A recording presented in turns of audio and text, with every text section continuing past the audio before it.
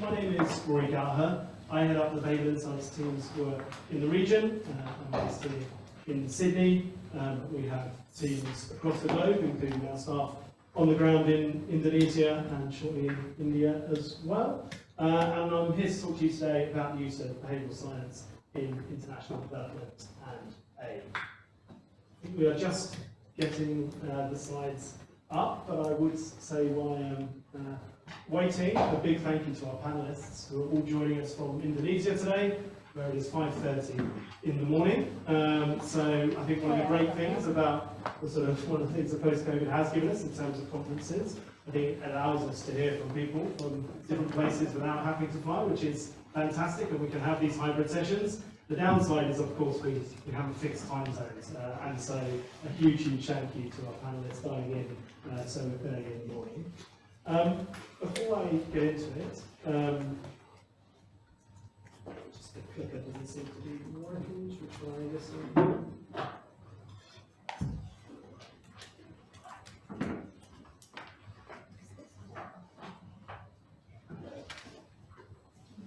Just while we're getting going, just to set the scene in terms of the format for the session today. Just to be clear, we have 90 minutes, so I'm going to open up for about 15 minutes, just on the sort of overall background, then hear from each of our speakers for around 10 minutes, and then we'll have some Q&A that I will facilitate with the speakers, and then we'll go to audience facilitators as well. And before we get into the session fully, I would like to acknowledge that we're meeting today on the lands of the Nahdlatul people.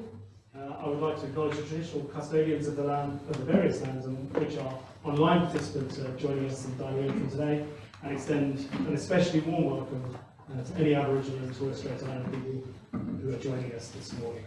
I pay my respects to elders past and present, and celebrate the diversity of people, Aboriginal peoples, and their continuing connection to land, waters, and community. All good.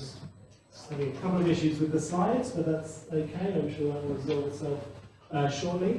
Why don't I? Yeah, fantastic. Why don't I begin by introducing our speakers? So we have Hasrina Muliawan from Siap, Siaga.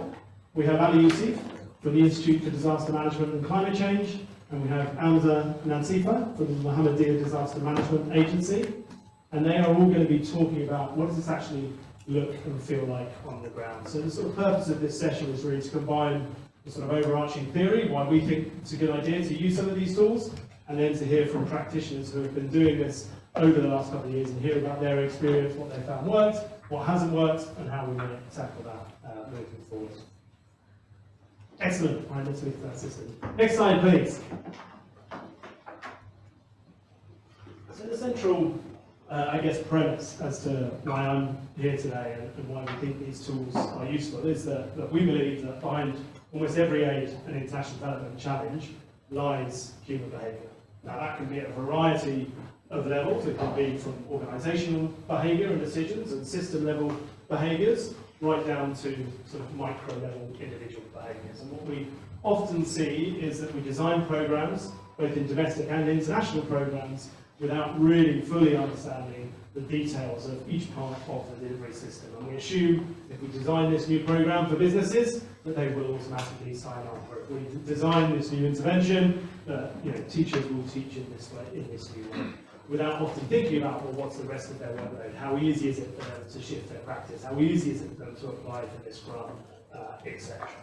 And so what we often see is these models that we use, particularly when designing regulation, we're designing investment, are actually based on these quite crude neoclassical economic models of behaviour, which don't reflect the way that any of us behave in real life, but we still think that's the way that we behave when we design these programs. So what behavioural science does is try to give us new models for thinking about how we can understand human behaviour and design our programs around that.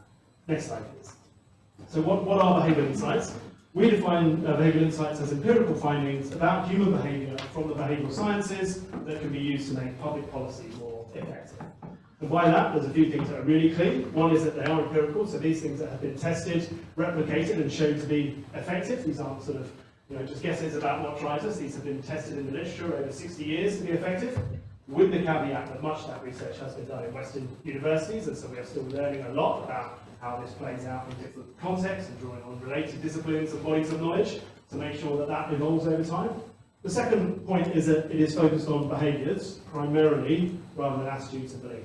And those two things can be correlated, but often what we find is we spend a lot of time and effort trying to focus on attitudes and belief and then find out that the behaviour doesn't shift. So we spend a lot of time educating people about healthy eating, we spend lots of money teaching people about 5 a day, and actually we don't see any translation into behavioural change. So a lot of what our work done is really trying to hone in on, well, what is it, the actual behaviour that you're trying to change, and it ruthlessly focuses on that. Sometimes there is a focus on attitudes and beliefs to get there, but often we just look at the system and trying to think about actually other ways we can just shift the system and shift the environment to change behaviour without even necessarily deeply engaging in sort of attitude and belief change.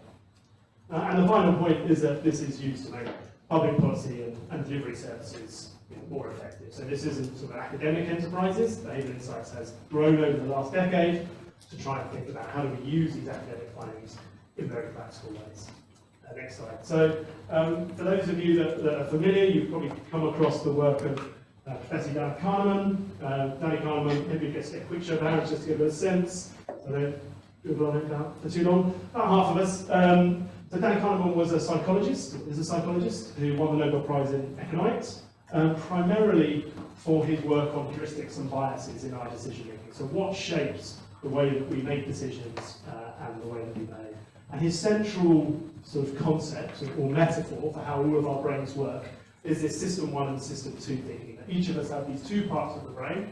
We have our system 1 part of our brain, which is that fast thinking, that automatic, that intuitive part of our brain. So if I say 2 times 2, you don't have to think. 4 just pops into your head. When you think about your daily commute, albeit that has shifted post-COVID, you'll often find yourself on autopilot. When you sit down in front of the TV, you open a bag of crisps, not necessarily thinking about the sort of dietary or calorie deficit or autopilot. And actually, system 1 drives a lot of our daily behaviour. We make thousands of decisions each day, so our brain has evolved to become efficient and rely on these heuristics and biases of system 1. System 2 is the slow thinking, the reflective part of our brain. So if I say 24 times 17, unless you're a maths genius, that doesn't come into your head immediately. You have to sit down and work it out. You usually use a phone these days, but if you use long multiplication, it uses a different part of your brain. It takes a lot of cognitive energy. And that is why we substitute system 2 for system 1 often. But we design a lot of our policies, including international development and aid, around system 2, as if people are going to sit down and really weigh up each and every decision in a sort of pure, rational model. That is just not the way that we think of behaviour in everyday life.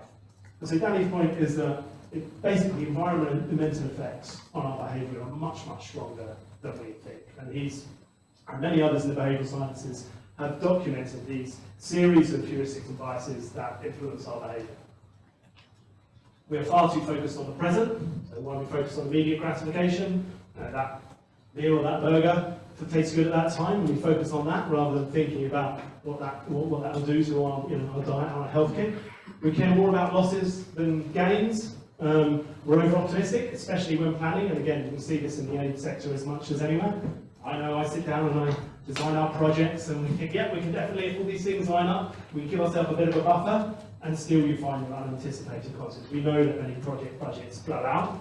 We're always over-optimistic, generally, in our lives, which has some benefits, but also some drawback. Often influenced by seemingly irrelevant or small details in programs. We're biased towards the status quo, try to avoid change where possible. We're poor at thinking about probability, and we're very sensitive to what other people think and do. I'm just going to give a couple of examples of what that looks like in practice. Next slide, please. One slightly trivial, and then hopefully one which is a bit more meaningful. So there's lots of studies that we could draw on to highlight the power of social norms, but one that I quite like is an experiment that some researchers ran about 50 years ago now, where they basically had 3 blue suits which were absolutely identical. But they asked participants to say, which one of these suits do you think is the highest quality? And that tailors could really see and could tell, if you look at this, they could tell which one was the best quality. And then they divided the group into 2. The next slide, please. And this is called a randomized control trial. So essentially, they get a different type of stimulus, and then you see what the result is. And I'll be talking about this method several times today. we go to the next slide. Effectively, one group, the control group, were just left to their own devices. They looked at these three suits, and they said, which one do you like? And in this case, suit B, in the middle, received 21% of the votes. Now, you might think if it was completely random, they should really get a third, right? Because they're all completely random. There are other biases at play here, things like the primacy and recency effect. So we remember things that we see first and last. Again, you'll probably see that in the session in this conference. The sessions, things you remember, hopefully, will be things now, and then we'll try and repeat them at the end. And that influences lots of the way we also engage with systems. But it was 21%, so the one in the middle. When there was a social norm introduced, so they had a couple of actors in the group who said, first of all, before they gave their answer, well, I think suit B is the highest quality. You'll see next slide that the proportion of people that thought suit B was the best suit jumped up to the majority. So the people in that were heavily influenced. They weren't quite sure what they thought, but someone else said that they thought suit B was best. They thought, yeah, okay, actually that is what I thought as well. And we've used this in many areas where actually many of us underestimate the positive behaviour of others, and so just reinforcing that most people often do the right thing can be incredibly effective. Or sometimes the wrong thing. If we move to the next slide, that's a slightly trivial example, but this has real-world implications. So we've used this, for example, in tackling antimicrobial resistance, which we know is a huge and growing problem, and will be cause of, sadly, there's likely tens of millions of deaths in the coming years, partly because we often want antibiotics when we feel ill and we go to the GP, and the GP gives it to us even though it probably wasn't right for us, and we don't finish the course, or they weren't quite right, and therefore those drugs become resistant over time. GPs are giving them to people that don't need it, or they give them, they don't finish the course. And so we ran a trial in the UK, next slide. Actually, before I do that, there was an intervention before we got involved, which was a sort of campaign, behavioural campaign around this, pretty smartly designed, and Public Health England commissioned it and then ran a randomised controlled trial. So they basically, some GPs in the UK were subject to this campaign, and some weren't. And you can see there was posters up saying, in fact, antibiotics you may find hard to swallow. If you or your family take them when you don't need them, they're less likely to work when you do. Don't let bacteria build up. Probably a doctor's advice, keep antibiotics in good health. And the idea was that we would prompt patients and doctors not to use and prescribe these inappropriately and to complete their course. And really brilliantly, most of the time we do these behavioural campaigns, we do a bit of pre-post at best, or we say we've done the research and then we roll it out, and we don't actually really track it. In this case, they divided the surgeries up into two groups, one business as usual, one that got this intervention. And what happened? No impact, in fact a marginal increase in prescriptions. Okay? And again, there might be a hypothesis for that, it wasn't a massive increase. But you can imagine if you see and you're sitting in your GP surgery to go back to the system one, you're not really concentrating, you just look up, you see the poster, and you're reminded, I feel sick, I want to walk out of this surgery with some drugs to make me feel better. So there may be reasons why that might have backfired, but the key point was this didn't work. So they brought us in to think about, if we go to the next slide, what are some other techniques that we could use? And again, you'll see here, many people familiar with randomized control methods. Yeah, okay, I'll get a large one, so I won't explain it. But effectively, you randomize those two groups and then you compare outcomes to two or more. And that was the case with this trial and for most of the trials that we'll talk about today. Go to the next slide. In this case, what we did was identify the GP surgeries with the highest levels of prescriptions, and we basically wrote them a letter from the Chief Medical Officer, someone that they would hopefully respect, and we highlighted that the great majority of practice prescribed fewer antibiotics per head than you, and we gave them some suggested actionable steps. So, for example, offering a delayed prescription. So if someone feels better, they don't really need it, they can have this delayed prescription, so the patient feels like they've come out of the surgery with something, the next day they feel better, they didn't really need it, they don't need to take the course. So we sent this out to half of the GP surgeries that would qualify, so the top 20% of prescribers. The other 20% we left business as usual. And next slide, you can see here on this graph that there's a statistically significant, over 3%, when the target for reduction was around 1 percentage point, which is a 3% reduction in the treatment groups. You can see here, effectively, prescription rates are lower. They started off, and we tracked this before, they were the same. You can see here prescription rates were lower for the GPs that received this intervention. So really effective. We haven't seen much that worked in this space, but basically just highlighted to GPs, overprescribe effectively and saying, hey, we might not always need to do that, was really effective. And again, we know from our research that GPs, for instance, are more likely to prescribe antibiotics at the end of their shift, when they are also cognitively tired and they're coming in and they want to sort of finish up the day. So there are good tools that you can use to counteract that. Go to the next slide. We then adapted that. I should say others have adapted that locally here in Australia and New Zealand. So the health department here in Australia, along with BETA, took that intervention and adapted it, and not only did they just give sort of overall prescribing rates, but they visually showed how you compare to your peers, and on the back they showed you the prescription by specific drugs. So it basically got more specific, more tailored, and what was the impact of that? It was more effective. And so we took that model, and then we worked with the Health and Quality and Safety Commission in New Zealand to do the same. Now, a really important sort of cultural context piece here is that in New Zealand, marrying Pacifica patients are actually more likely to be underprescribed than overprescribed. So you have to be really careful in this case that you didn't have a perverse outcome where you're telling GPs you're overprescribing and then you exacerbate that underprescription for married Pacifica populations.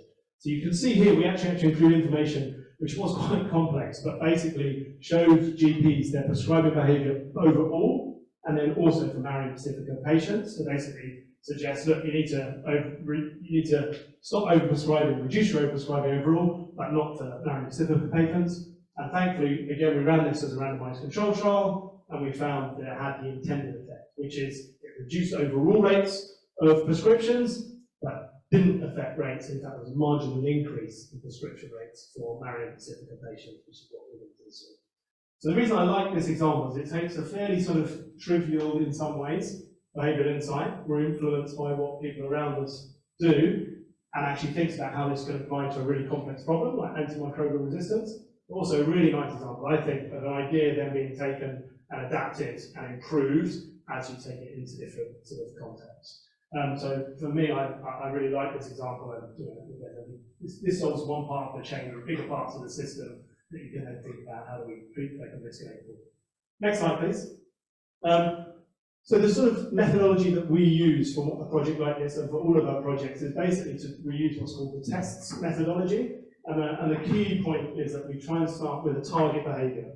What are the behaviours you actually really want to change? And like many projects, we assume that that's the sort of simple bit. We already know that, we know what our project's about, but often we get that slightly wrong. If you're focused on the wrong behaviour, then the rest doesn't follow. Spend quite a lot of time thinking about, okay, what are the specific behaviours you want to change? So to solve antimicrobial resistance, how do we get to? It's GP prescribing behaviour that's the most important lever that we have access to.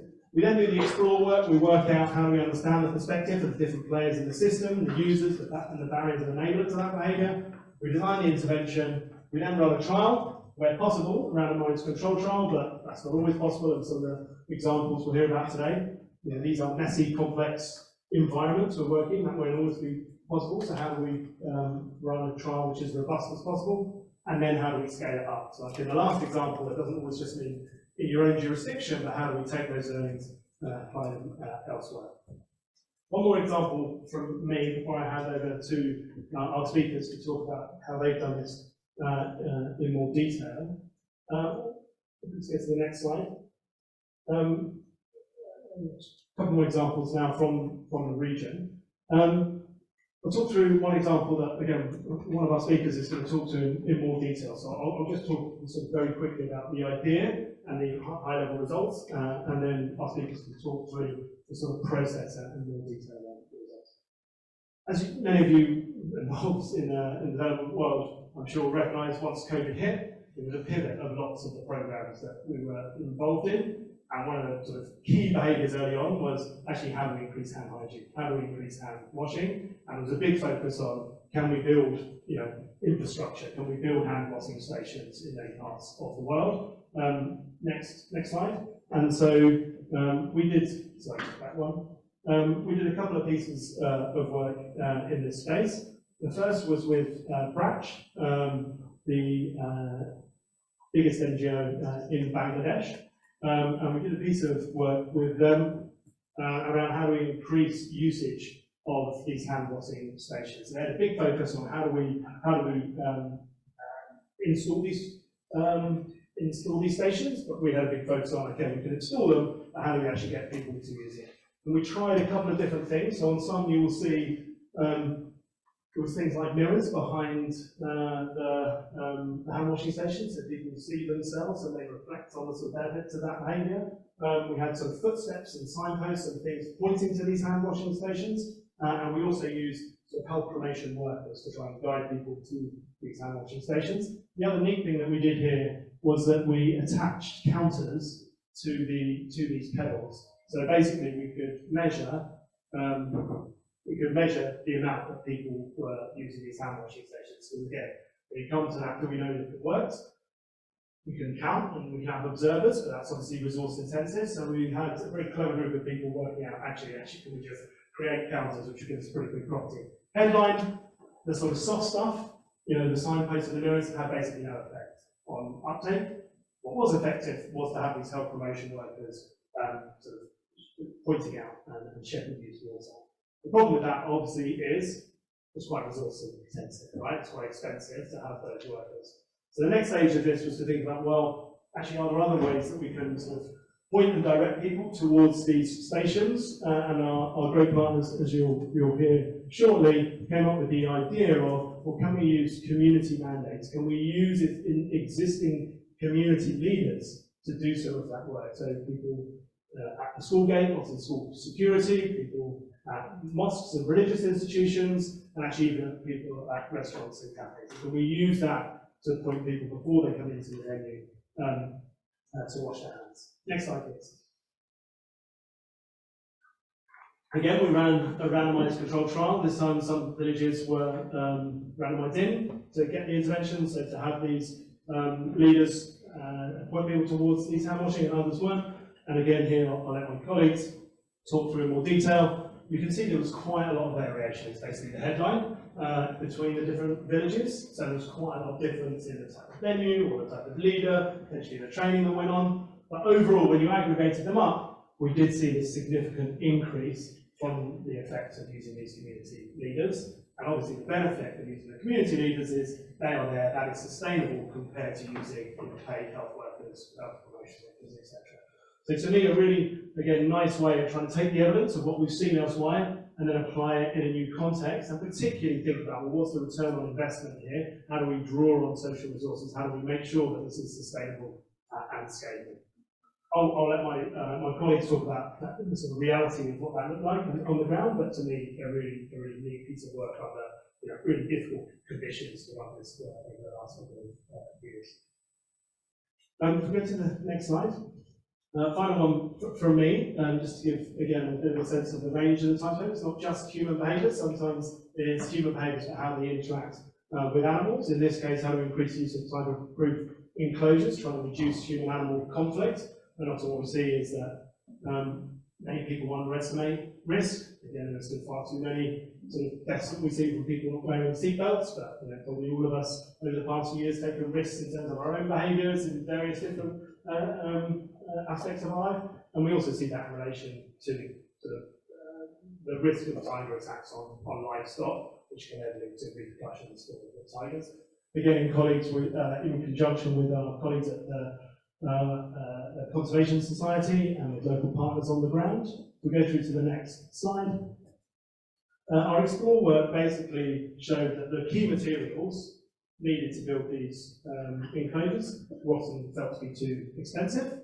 And nothing sort of super revolutionary about that, but they're not, in dollar terms, a huge amount, but actually just thinking about, well, can we provide these materials was the sort of key part of our recommendation. I'll talk about the nuance of that in a minute. There was also this understanding that people didn't really weigh up those risks sort of leading away. They often found ways of thinking, well, we do other sorts of things that weren't really effective, but sort of gave them peace of mind. And they also felt that many of their peers weren't using these enclosures. Go through to the next slide.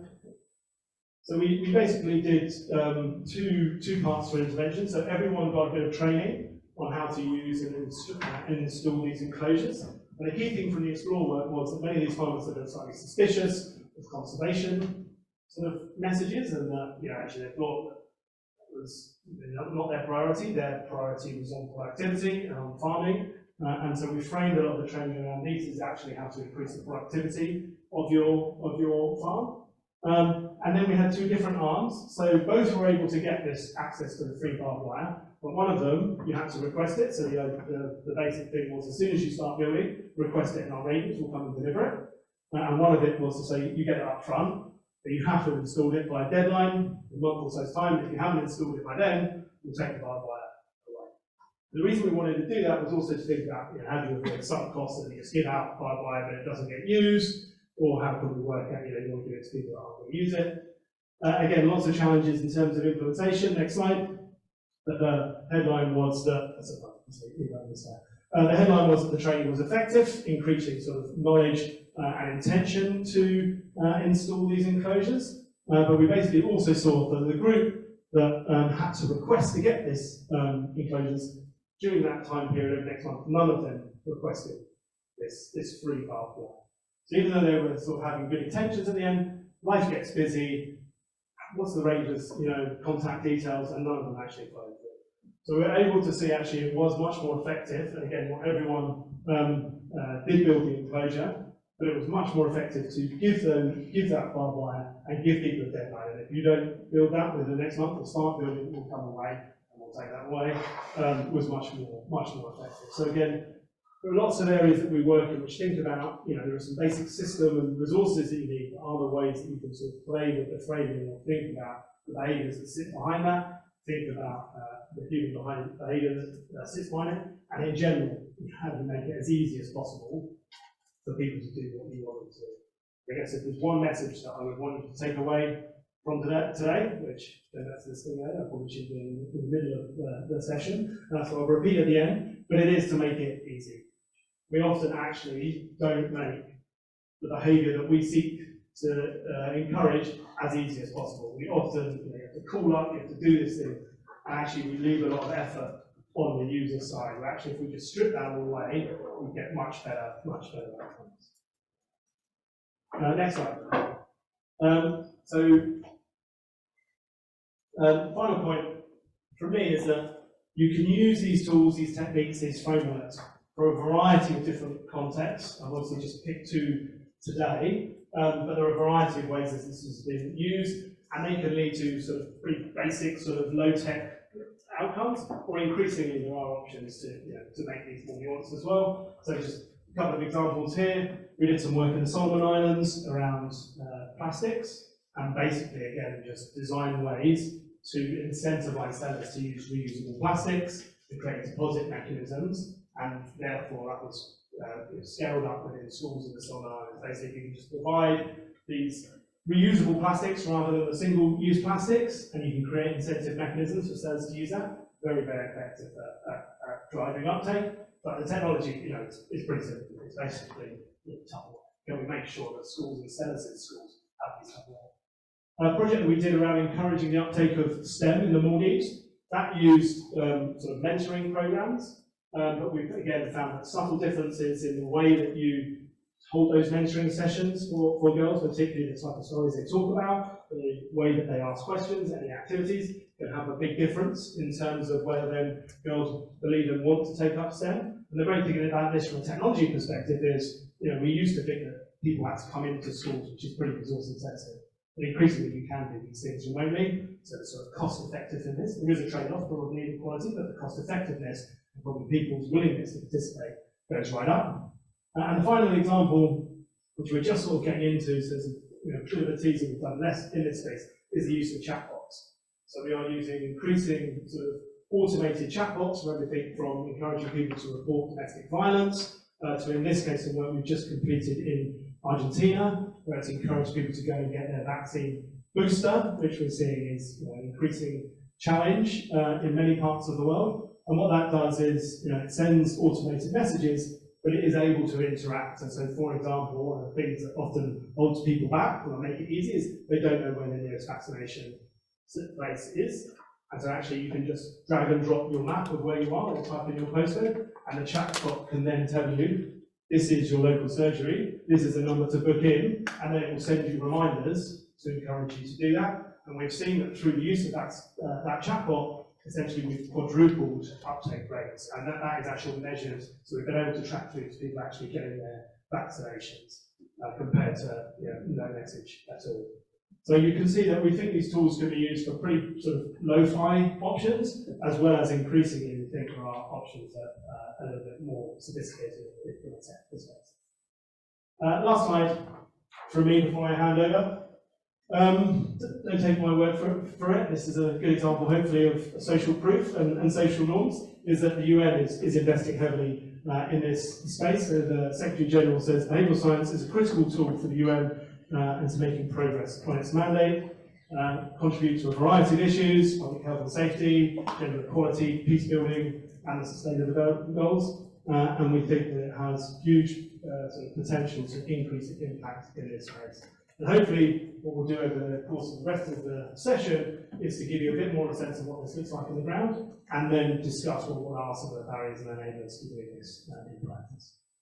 So I will leave that there, and we will hand over to our first speaker. Ali, can you hear us? Yes, we can. Hey, Hasrina, are you coming in first? Yes, we can hear you. Fantastic. Hasrina, are you going to drive your own slides for presentation? I think if you just say next slide, I think that's going to work for us here in the room. Is that right? Okay. So you are the one who's going to do the slide, right? You are going to host the slide, or am I the one need to share screen? I just wait 1 second, Hasrina.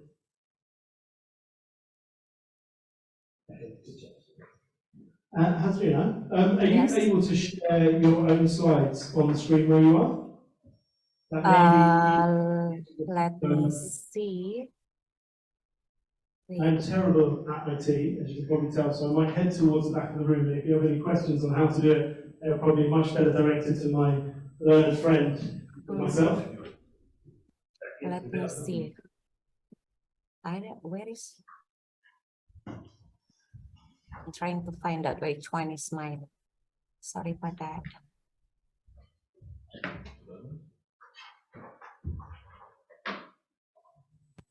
Can you see it now? Wonderful, fantastic. Wait. I think I might. Hello. Good morning, everyone. Thank you for inviting us to be one of the panelists through this Australian Aid Conference in ANU. And then I'm Hasrina. I'm from Siap Siaga program. It's a G2G cooperation between Australia and Indonesia on the disaster management system as a learning officer. So basically, I would like to elaborate more about what we have been conduct related to the communication for behavior change program under Siap Siaga. Before I move further, I'd like to explain a little bit about what is Siap Siaga. As I mentioned before, we are a 5-year program which is established since 2019 and until 2024, and then we just got the information that this program will be extended until 2026. And the purpose is like to strengthen the Indonesia's management of disaster risk and engagement between Australia and Indonesia. In order to achieve our goals, we have like 4 outcomes towards this. The first one is on how we have a disaster management agency organizational can be strengthened among other stakeholders, especially with the government stakeholders in Indonesia. And then how we also can provide and let the subnational governments can do better, so they can be preventive, prepare for, and then can have give a response and then recover from disasters. And then we also the other outcomes is that how the government cooperation between the government of Australia and in Indonesia in the regional sectors can be strengthened through the regional humanitarian preparedness and response. And then we also expected that we can strengthen the disaster management system through learning, innovation, cooperation, and inclusion for disaster management. And in order to do that, our partners consist with several government stakeholders, and then the main stakeholders are BNPB, or we call it national disaster management agencies, and also provincial disaster management agencies. And then we have Ministry of Home Affairs, Social Affairs, and also we have Bappenas, the planning ministry. And then now we also have a cooperation with the Ministry of Foreign Affairs for the regional cooperation, and to have an input from grassroots level. We also have cooperation partners with the national NGOs and community-based organization. And these now you can see in the panel, we have two long-term partnership with our community-based organization, which is with the LPBI and MDMC. So in order to achieve those outcomes, Siap Siaga, in this case, using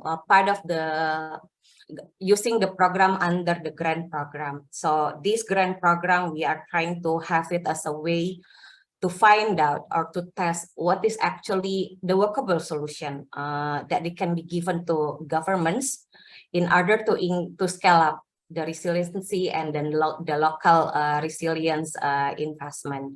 So far, Siap Siaga grant partners from 2021 until 2022, we have a program for a COVID response and disaster management. The first one is the communication for behavior change program, and then the second with the Pulih Bersama program. The objective of the program, which is as I mentioned before, is to test the methodology, that how actually this behavior change can speed up and then can assist the communities and then the other stakeholders to communicate on how this disaster activity should be conducted. Because we believe that in Indonesia, we are not talking about raising awareness anymore on the disaster management, but we need to do further on that, on how we can communicate so people can, do the behavior change to be more resilient on disasters. And to implement it, we have a cooperation with the MDMC and then LPBNU with the partnership with the behavioral insight teams, which we have the behavioral insight team here, to assist us on how to have a measurement and how to conduct the behavior change into more behavioral sciences, so it can be measured. It can be more applicable and then more clear on targeting what are the best solution for each specific context in the disaster management. And then among during the implementation, we can see that there are several challenges after we conduct the participatory review between our partners with the MDMC, LPBNU, and then BIT. There are three things that we find as a challenges. That the first one is, if you are wanted to do how you alter this behavior change to the community, we sort of have a problem on how to change the mindset. So this is the thing that this is one of the big obstacle, and especially when we are talking with the context of Indonesia, with the lot of ethnicity, with the different approach, with the different provinces. So we really need to open their minds based on their local context and then their local approach. So this activity on how to be more resilient can be accepted by the communities. So therefore, we are trying to have this program much more miserable, and then we can have like specific targets. Which one first? What is actually the purpose? And then who are the best beneficiaries towards a specific objective?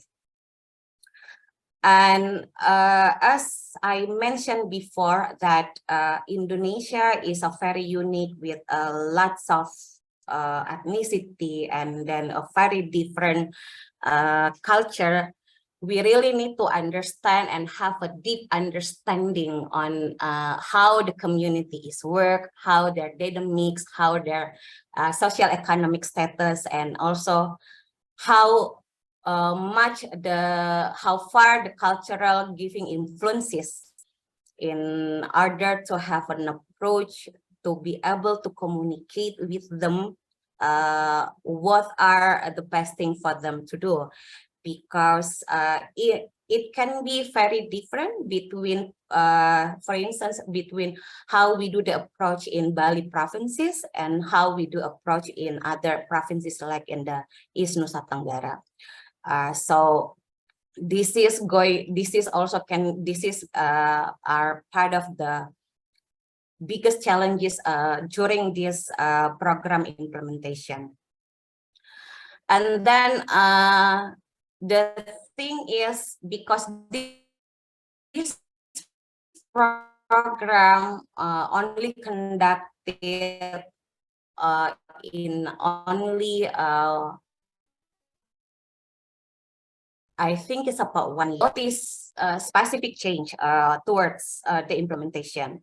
So we are expecting so far from this implementation is just to see what are the enable environments after we conduct the research, and then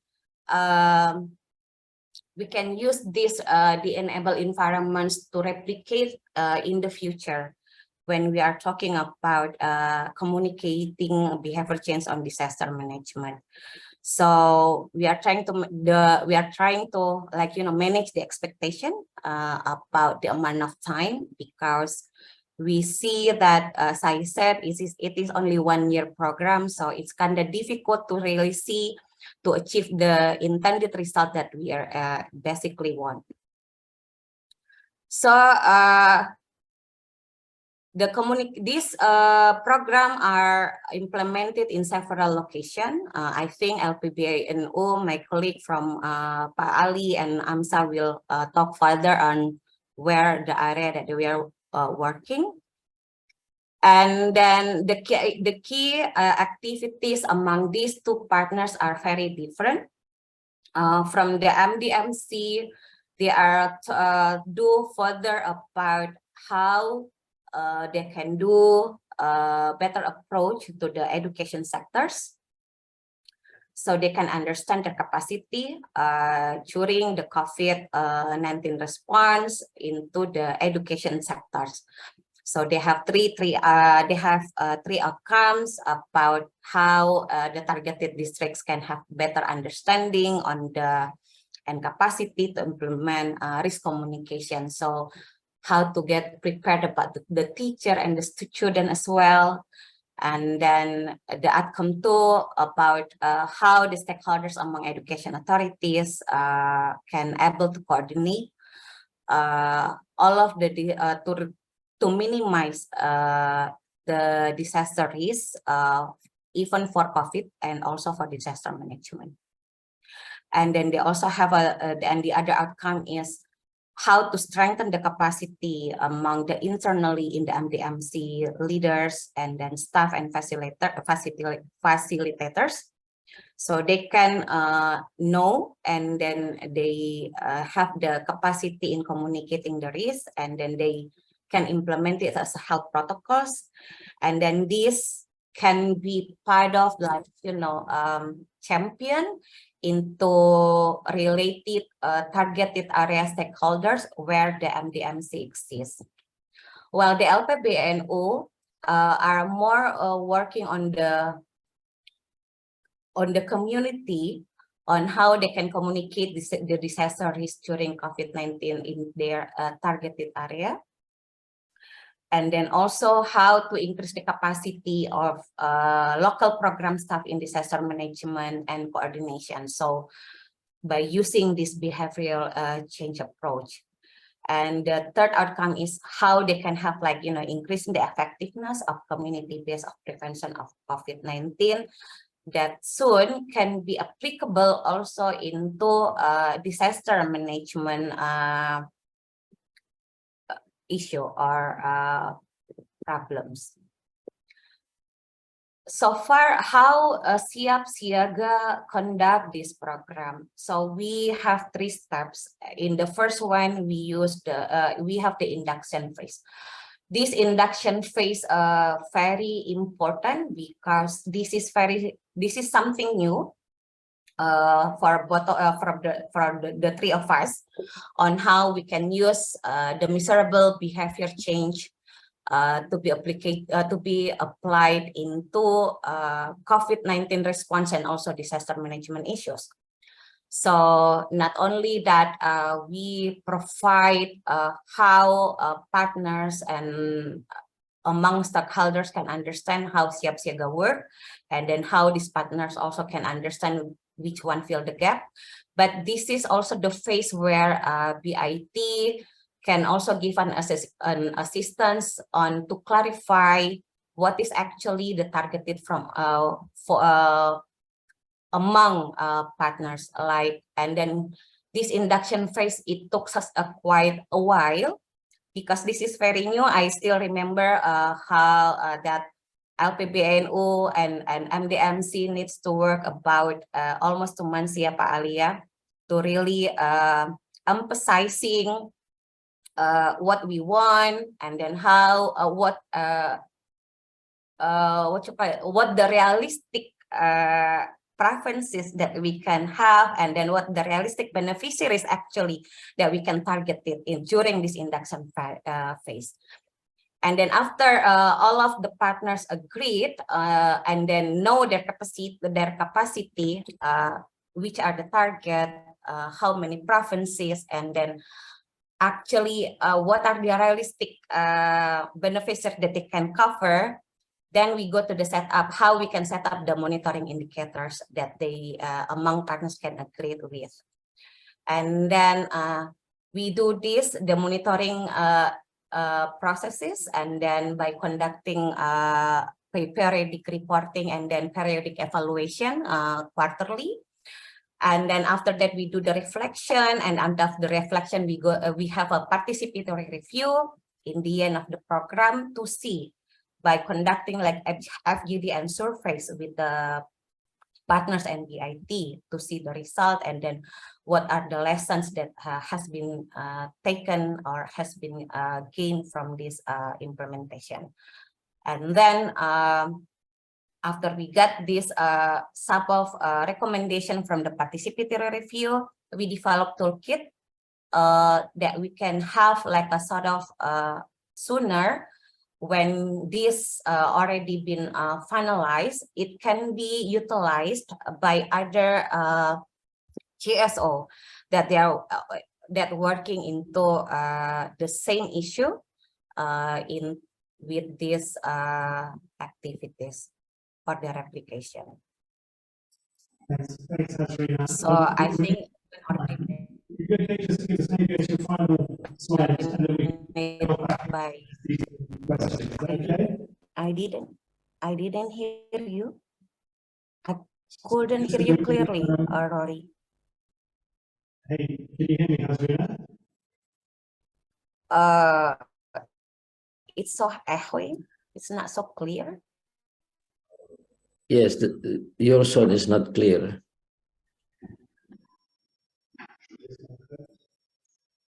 Hello, Hasrina, can you hear me? No. Yeah. Not good. Not really good. We're just experiencing IT problems. You're saying if you have 1 more minute to wrap up, and then we'll move to Ali just so we have time for questions. Okay, the you want me next- to speed up? Yes, Okay. maybe part time, Mbak Hasrina. Okay, okay. Hasrina, and then we'll go to Ali, and then we'll have time for questions. Is that okay? Okay, okay. Okay, so what are the lessons that we get from this communication for behavior change program? We see that there are 3 lessons that we can have that you can actually understand the necessary of enabling environment, like how you make the stakeholders buy in, how you have a good enable a good time management on that, and then how you have a coherency in looking at whether or not you are in the right path while conducting the implementation, and then how we develop necessary skills among communities and also the partners as well. And the other lesson that we can have is that we have a clear understanding for the process on communicating for the behavior change, because there are 4 things we see this, that we see by using this behavior change intervention, we have an effective communication among with the communities and with the stakeholders, so they can buy in, and then they can buy in towards the thing that we try to apply, and then we can also have a appropriate design on the communication processes and materials during the implementation. And then we sort of can see how the program and then the design stage it is going to be in the right path or not, and then how it can be utilized internally. And then we also get the other lesson that we get, that you know what you're measuring, and then you know how you will measure it, because during the process, we have already really emphasizing on understanding your target, and then and using an appropriate and accessible measurement tools that we can have. So it's not only like, it's not only like trying to achieve the goal in the very blur way, but we have an appropriate and accessible tools to measure that. And then you can also be clear what are the tools that you are trying to have on the measurements, whether it's going to be qualitative one or is it going to be the quantitative one. So how Siap Siaga use this one, the result of the behavior change program. So on that, we are the result of the participatory review reports, and also the replicated into the development of the standard of minimum service into disaster management in Indonesia, on how we communicate this, and then how we inform, and then how we do the education in the disaster risk management. So I think that's so far from my side, Rory. I'm looking forward to the question and answer session. Give it to the Presentation. Thank you. Pause for questions at the end. Thank you so much, Hasrina. Really helpful lessons, which hopefully we'll come back to at the end. Ali, can you hear us? Yes, Rory. Yeah. Brilliant. Over to you. Are you able to present your own slides? Yes, I would like to share from my computer. Wonderful. Okay, over to you. And we've got just under 10 minutes, if that's okay, so that we've got time for questions, Ali. Yes, you can show. You can see. Can you see my share? My presentation? Yes. Thank you. Yes. Good morning, everyone. Thank you, Rory. I would like to explain, maybe brief explain about our program, became MCBA program. About risk communication to behavior change in facing COVID-19 pandemic. Firstly, I would like to explain about my organization, Nahdlatul Ulama. Nahdlatul Ulama is social and faith-based organization established in 1926 in Surabaya, Java. And we have organizational structure from national to the lowest level of society in all areas in Indonesia, and we have also special branches in 34 countries. Yes, LPBI is one of institution of Nahdlatul Ulama which mandate to implement policy and program of Nahdlatul Ulama in disaster management and climate change and also environment. We have been initiated since 2005 and officially established in 2010. Sorry. Yeah. Yes. Yes, this is about our program, KMMCBA, strengthening community resilience in facing COVID-19 pandemics and natural disasters. And this is our program. We have 4 outcomes, 3 outcomes for first, and then added 1 outcome about accelerating economic recovery. We have the 4 outcomes, and outcome 1 and outcome 3. I think it is really related to behavioral change. Yeah, and about this program, I will explain that the program implemented for 16 months from June 2021 until September 2022 in 19 villages, 8 districts or municipalities in 3 provinces, is Java, Bali, and West Nusa Tenggara. In this program, we involve 700 active for community working group as implementers. The people come from community at the lowest level, at the sub-district level. And it is the target benefits of the program. And then this program is actually continuation of the previous program carried out or implemented from May to 2020 and until May 2021, and supported by Siaga with funding support from DFID Australia. And this is about risk communication. Yes, yeah, we implement or we apply behavioral change perspective from the risk communication. So in risk communication, we conduct public campaign through poster and banners on COVID-19 prevention and also vaccination and also disaster risk reduction, and preceded by trial materials involving potential beneficiaries. We working together with PIT, and we test before we produce and we install the public campaign in the form of poster and banners. Yeah, and then after we edit it and then we conduct discussion internally in Nahdlatul Ulama in LPBI. We then produce the public campaign material in the form of poster banners and then install it in the accessible public areas. And the message referred the materials is from the government of Indonesia and contains threat and also efficacy about pandemic COVID-19 and disaster risk reduction. I think it's about the balancing information about threats and efficacy. I think it's very important in communication risk, in risk communication, sorry.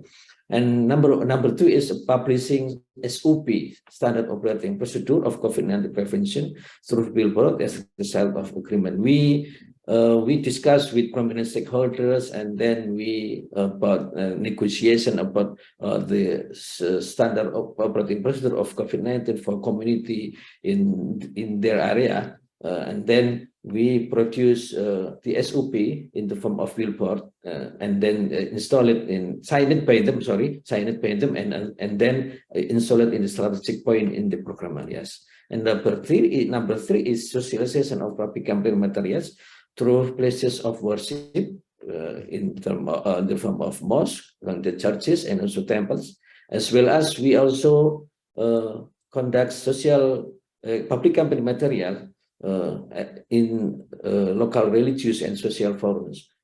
We involve religious and community in this activity. We also produce animated videos, videos of animation, or animated videos about material of COVID-19 prevention, and it is about the supporting facilities. So and not only risk communication, but also we provide supporting facilities to encourage people to implement or to apply health protocol in fighting COVID-19 pandemic. We distribute masks, and then we also provide hand washing stations, when 7 units for each group, and located in the strategic location like school, mosque, and temple, and also churches, and also in public areas. And then we also conduct regular health check for vulnerable group by COVID-19 in collaboration with local health agencies. And also we provide quarantine facilities, quarantine room, provided by suspects people. And then we also distributed aid package for the vulnerable group affected by COVID-19 to support the people affected by COVID-19, because they were restricted their communication, physical communication, and also mobilization. Sorry. And this is about behavioral change in our program. Number one is people become accustomed to wearing masks when doing activities outside the home, and then the people keeping the distance when in public space like mosque and other public areas, and the people become accustomed to washing hands with soap and water. And then doing an accelerating vaccination against COVID-19, and also they invite other people to implement the protocol at local social and religious events, and also recognizing the disaster hazard and knowing how to reduce the risk. And to measure behavioral change, we conduct with PIT an assessment of behavioral change regarding the implementation of health protocol through the practice of washing hands. We choose washing hand practices to measure the behavioral change in our program, because we provide hand washing facilities, and then we test or we assess the people in terms of their behavior change about the one washing activities. And washing hand with soap and water is behaviors that not only related to COVID-19. I think is very important, because washing hands with soap and water it's not only for pandemic COVID-19, but also to reduce various health risks. And we also assessment with PIT to assess the influence of key community leaders. I think is also very important, because after people change their behavior, we have to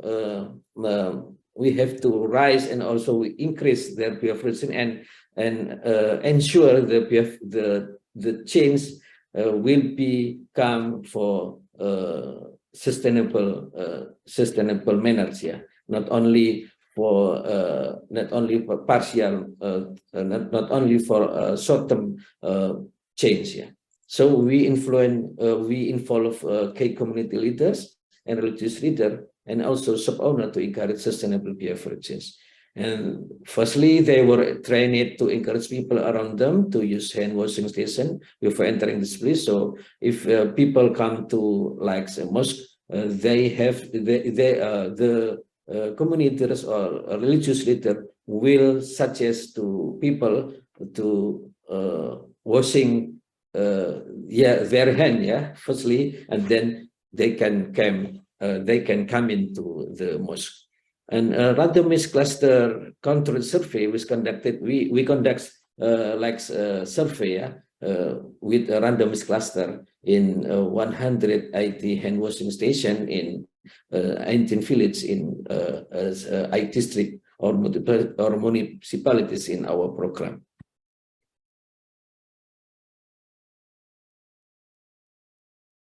And sorry. Yeah. No, and then it is from our trial with PIT. We have conducted qualitative process evaluation through telephone surveys and also FGTs, and beside observation and also interview. And the result of the predetermined linear regression model show that the intervention with involving key community leaders, including religious leaders, has led to 72% more hand washing activities in hand washing station. And the qualitative findings show that the intervention with involving key community leaders can increase social norm regarding hand washing with various level of improvement. And the result of our evaluation show that promoting community engagement with key community leaders can be a productive and cost-effective tool to promote hand washing in an evolving context. I think this point is about involving key community leaders, including religious, is very important to ensure the change, the behavior change will become sustainable. Now, it is about influence of religious leaders in Indonesia in fighting COVID-19. There are three survey institutions in Indonesia that conduct survey about the influence of religious leaders. Number one is from SMRC. SMRC is the big institution survey in Indonesia. The result of the survey is religious leaders are the most trusted people to explain to public about COVID-19 prevention after medical team and also after the president. And number two is from a survey from the Research and Development Agency of the Indonesian Ministry of Religion Affairs. The result of the survey is religious leaders, health workers, and also the government have a strong influence in handling COVID-19 and vaccination. And number three is result from the Indonesia Digital Literacy Survey that the religious leaders have a very central position because 61.700 of the public trust information related to pandemics and vaccination from the religious leaders. Thank you, Rory. This is all from me. Thank you. Thank you. And third up, last but by no least, we have Amsa, who's going to talk about some work in schools. Amsa, are you ready to share your slides? Well, yeah, I will share the slides. Perfect, thank you. Okay. Just a quick reminder, and then we will jump to questions. Thanks so much. Okay.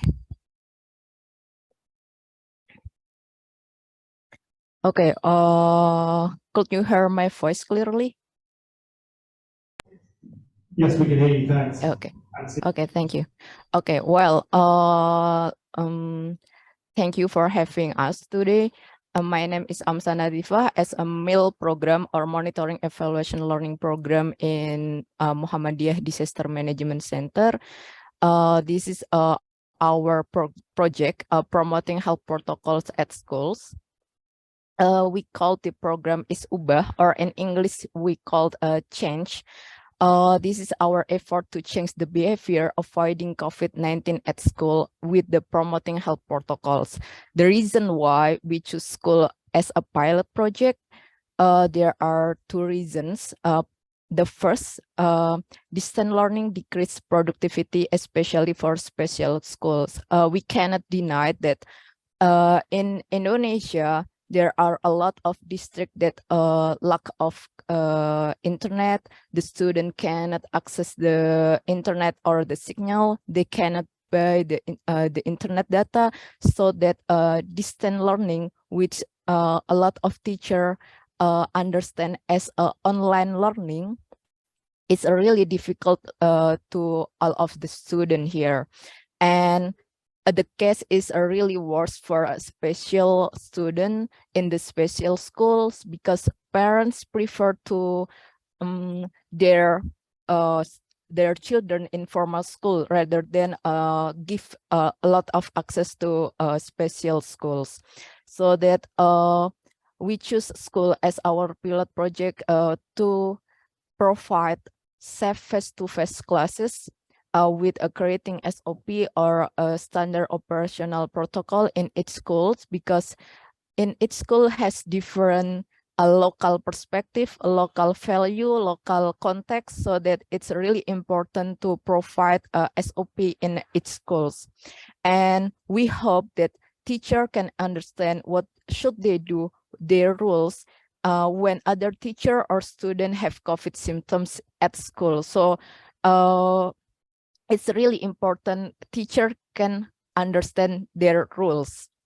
And how to determine the target is honestly behavior change. Behavior initiative is new for MDMC, so we need more help from BIT at first to determine the target and measurement.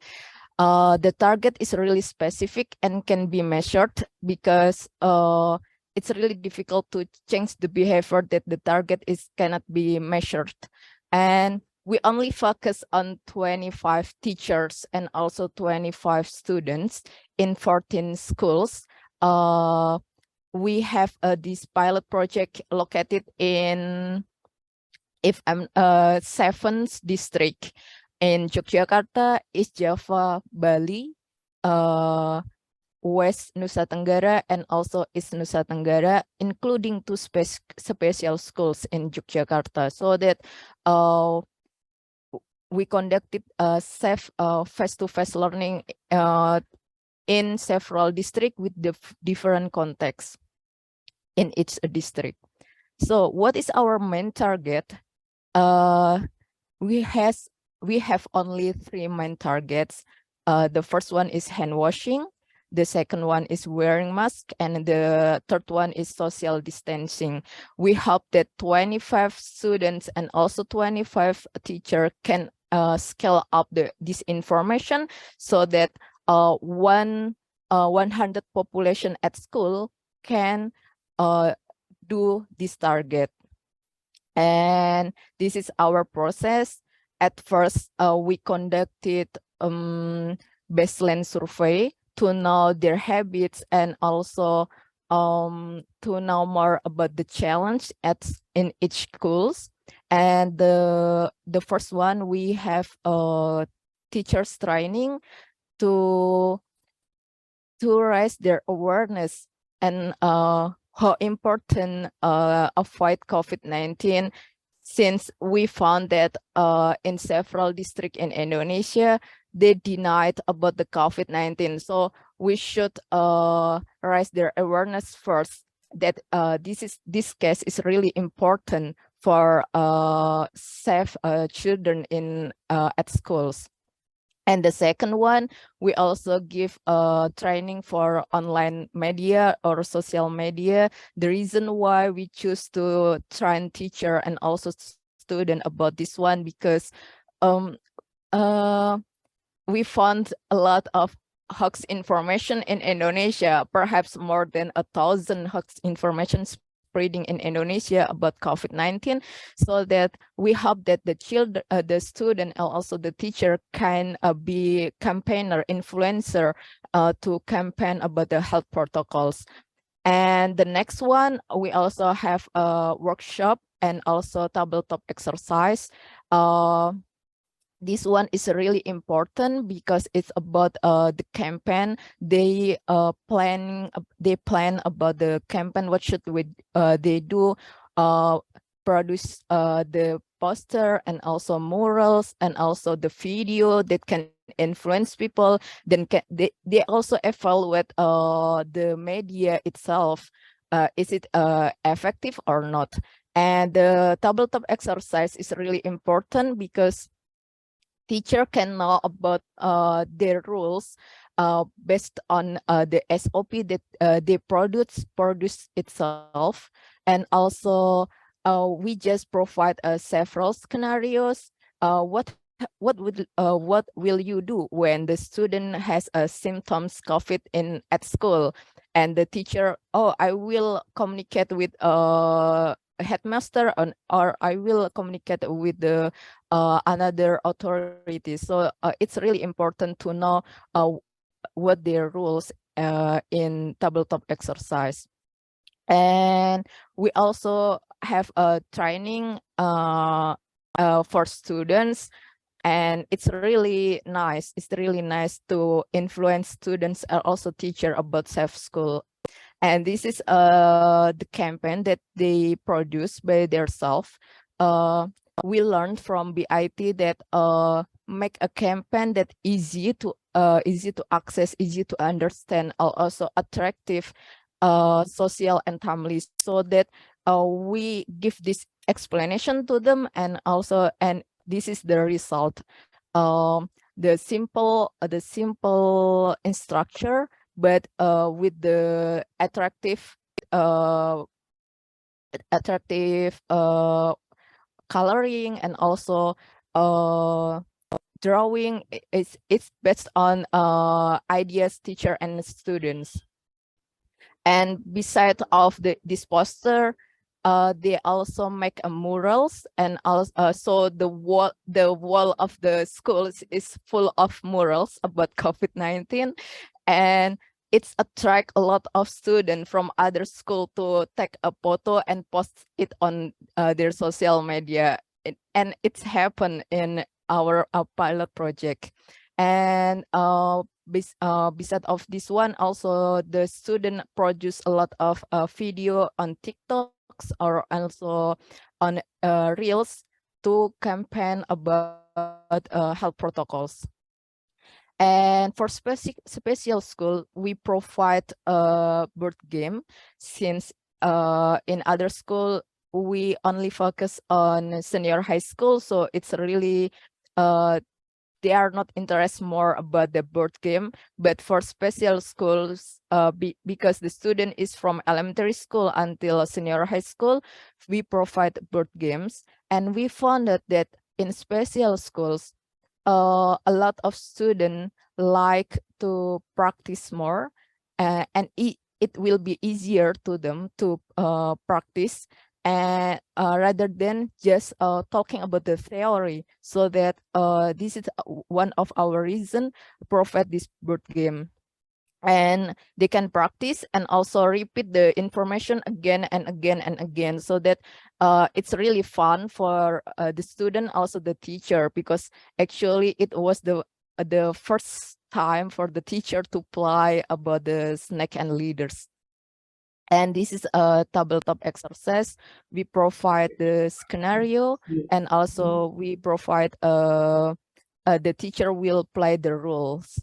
And also in this one, we also invited the local authorities, so that the SOP will connect it the local authorities, such as the public health center and also the education district, so that it will be connected for the schools.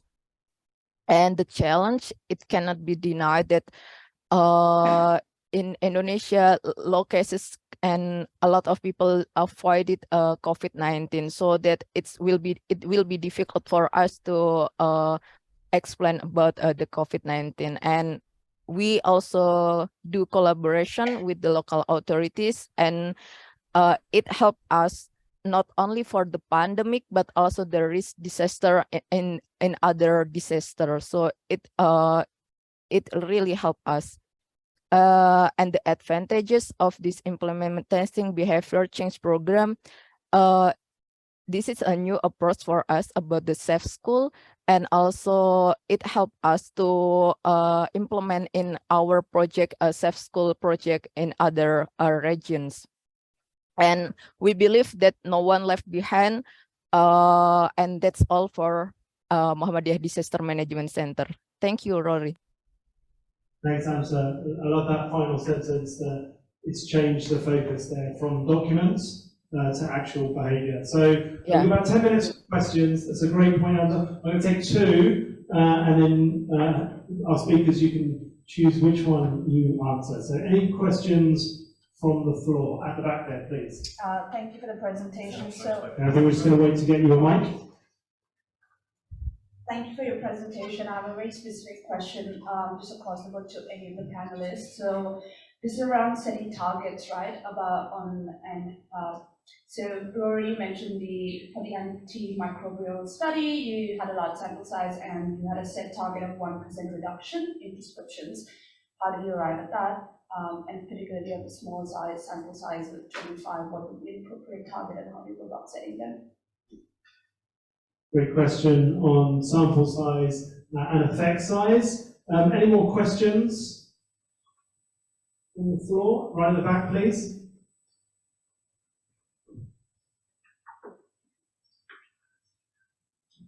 Just a question about the sort of research underlying behavioural science and its the extent to which it's been done across cultures, or I know a lot of the initial research was done in sort of universities in Western countries. Is that changing now? How strong is the research around cultural variations of behaviour change triggers? Great question. Any of our speakers want to respond to that? So one was working out the sort of sample size and effect size, and the second was the sort of cross-cultural evidence for behavioural science.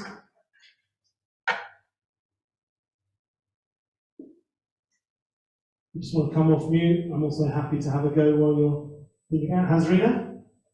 I think I can cover for the question too, about is it giving like, a significant change after this program been implemented. And as we said before, because this is only 1 year program, so our after we got the information and then also understanding how this behavioral science should be conducted, the good thing is that our partners and then the Siap Siaga as well understand which one is very significant and then very realistic one that can be approached, that can be be a target towards the scoping of the activities, like what MDMC doing, for instance. Previously, they want to target it all of the schools in the 5 provinces under this program. But then after we got the information how we will have to have a define the problems and then who is actually our targeted, and then we can do the scoping and then make it smaller onto only a specific school, and then do the piloting, and then how this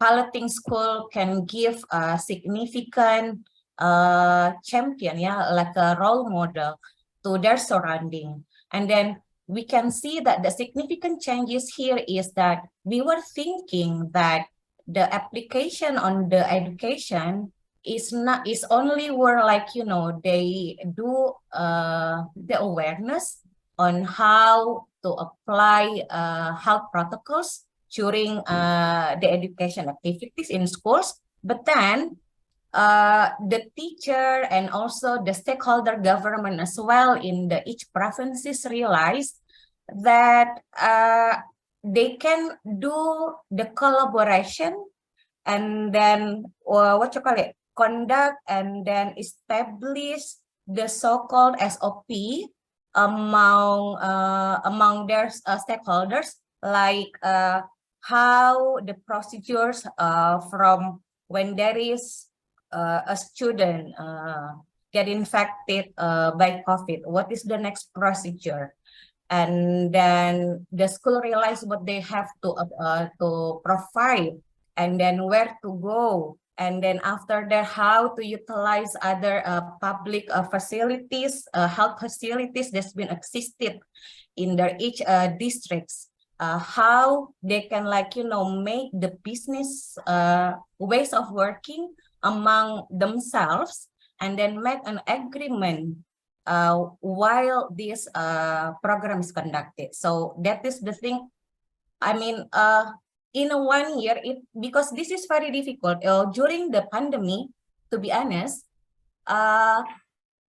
we Indonesia also only got the guidelines in the big scope, but then when it comes how to be implemented into, like, in district level, sometimes the district level cannot.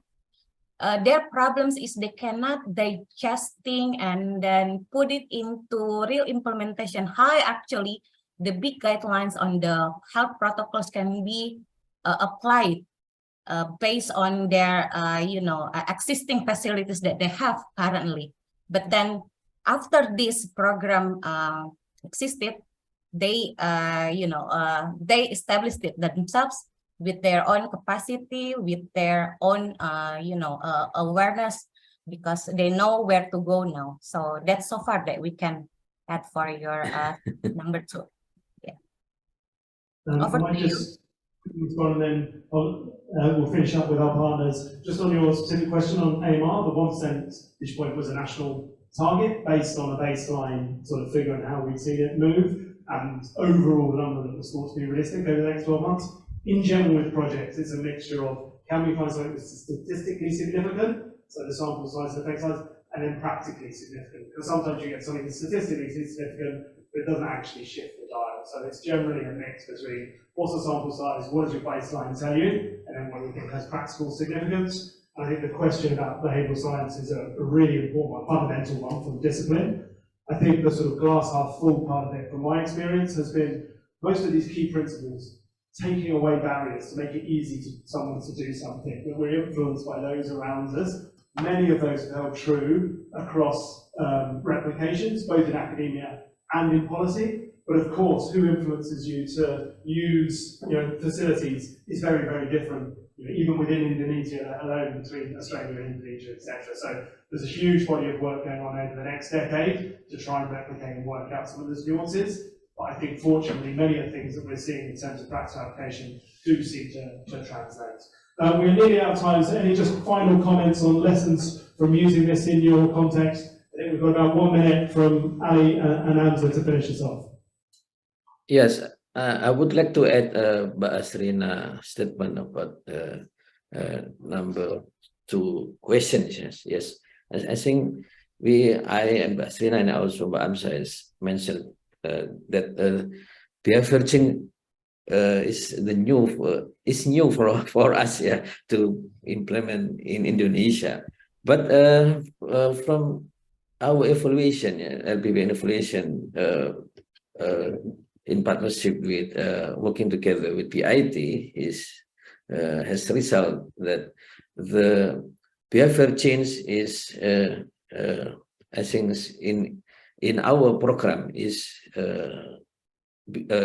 coming. Yeah, I think we can see the behavior change in our target beneficiaries of the program. But to ensure the change, yeah, the change of the behavior, we have to involve the community leaders and also religious leaders to really continue, yeah, to encourage people to implement the protocol, health protocol, and so the behavior change will become sustainable. Maybe in the next situation, maybe this is the same with not only for pandemic but also for the other risks come from health issues. Yeah, I think this from us. Thank you. Thank you, Ali. Final word from you, Hamza. Okay. Thank you for the time. We think that in MDMC, we think that behavior change is a crucial aspect for safe school, especially because previous time we only focus on document, but right now we focus on how student can save at school. We found that in Cianjur, the earthquake, a lot of students died because they don't know exactly, they don't know how to save in their own school. So that we think that safe school is really important, but a behavior change is more important. So the student and also teacher can know about how to be safe at their own schools. So that's and can be measured. It's really important for MDMC and also safe school in Indonesia. Thank you, Rory. Thanks so much, Amsa. I think that point around being really clear about the behaviours that we're changing and then measuring the extent of that change is the two key messages to walk away with.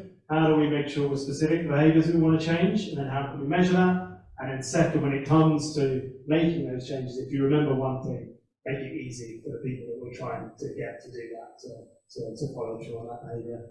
Can I say a big thanks to all three of our speakers, Hasrina, Ali and Amsa. Not only amazing to get up, well, before 5:30 to join us online today, but have also just been wonderful partners through this work to do that sort of difficult work of measuring behaviour change in the context of a global pandemic and shifting challenges is a huge testament to your work and your organisation. So if you just join me in saying a big thank you to and thank you everyone. I really appreciate your efforts and attention. I'll be sticking around if you want to ask any final comments, or you can ask my email as well. But hopefully to give you a bit of a flavour of the theory behind behavioural science, what this looks like on the ground. And if I point you in one place, I think the UN's work in this space, I'll see if we can send around the link to their work. I think is really inspirational in this space. So thanks very much, and I hope you have a wonderful conference. Cheers.